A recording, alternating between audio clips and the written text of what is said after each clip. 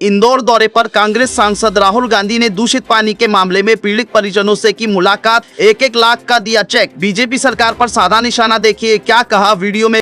जिन लोगों ने ये करवाया है कोई तो जिम्मेदार होगा, सरकार में कोई तो जिम्मेदार होगा जिसने यहाँ पे मतलब ये काम करवाया है, तो कोई ना कोई रिस्पॉन्सिबिलिटी तो सरकार को लेनी चाहिए। और इनको जो कॉम्पेंसेशन मिलना है, जो इन्होंने इलाज करवाया है, जो सरकार की लापरवाही से हुआ है, तो उसके लिए कॉम्पेंसेशन, इनकी मदद तो पूरी करनी चाहिए।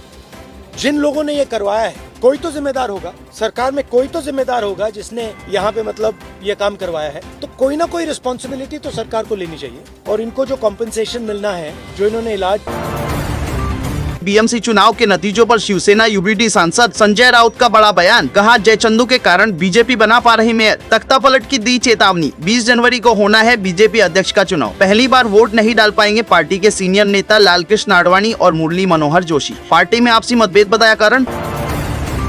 महाराष्ट्र निकाय चुनाव में एआईएमआईएम प्रमुख ओवैसी की हुई बड़ी जीत, 125 सीटों पर मारी बाजी, जनता का जताया आभार, सामना में छपा लेख, लिखा जीत कर भी हारी बीजेपी, विपक्ष को साफ करने के मंसूबे पर फिरा पानी।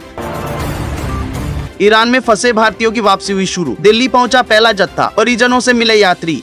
एआईएडीएमके ने 2026 तमिलनाडु विधानसभा चुनाव के लिए वादों की पहली लिस्ट की जारी, रोजगार गारंटी, अम्मा आवास योजना, अम्मा स्कूटी योजना जैसे कई मुद्दे हैं लिस्ट में शामिल।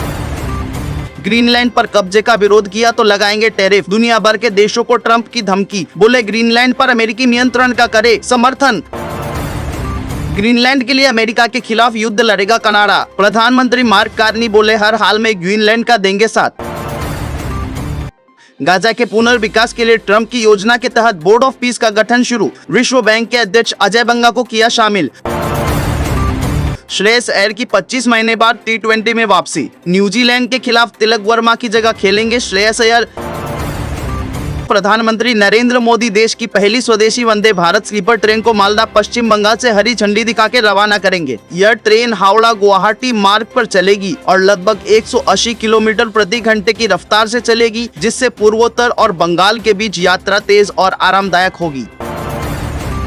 प्रधानमंत्री मोदी इसी दिन 2 दिनों के दौरे पर असम भी जा रहे हैं, जहां वह सांस्कृतिक कार्यक्रम बागुरुम्बा धोन 2026 में शामिल होंगे। इस कार्यक्रम के दौरान बोडो समुदाय के लगभग 10,000 कलाकार परंपरागत नृत्य प्रस्तुत करेंगे, जो अपनी तरह का एक अभूतपूर्व सांस्कृतिक आयोजन माना जा रहा है। देश की राजनीतिक तस्वीर भी आज स्पष्ट दिखी, जहां भाजपा नेतृत्व वाले महायुति गठबंधन ने महाराष्ट्र के 29 नगर निगमों में से 25 में सत्ता में कब्जा किया, जबकि बीएमसी बृहन मुंबई महानगर पालिका में भी बीजेपी सबसे बड़ी पार्टी बनकर उभरी है। ईरान विरोधी प्रदर्शनों में भारी हिंसा और मौतें, ईरान में दिसंबर के अंत से जारी विरोध प्रदर्शनों के दौरान स्थिति गंभीर बनी हुई है। मानवीय अधिकार समूह के अनुसार कम से कम 3090 लोगों की मौत हो चुकी है, जिसमें 2885 प्रदर्शनकारी शामिल हैं। यह हिंसा तब शुरू हुई जब आर्थिक कठिनाइयों और शासन के खिलाफ व्यापक नाराजगी बढ़ी। यूरोप में सुरक्षा बढ़ाने की तैयारियां, पोलैंड ने 2039 तक अपनी सेनाओं को 5 लाख सैनिकों तक बढ़ाने की घोषणा की है, जिससे रूस संबंधित तनाव के बीच उसकी रक्षा क्षमता मजबूत होगी।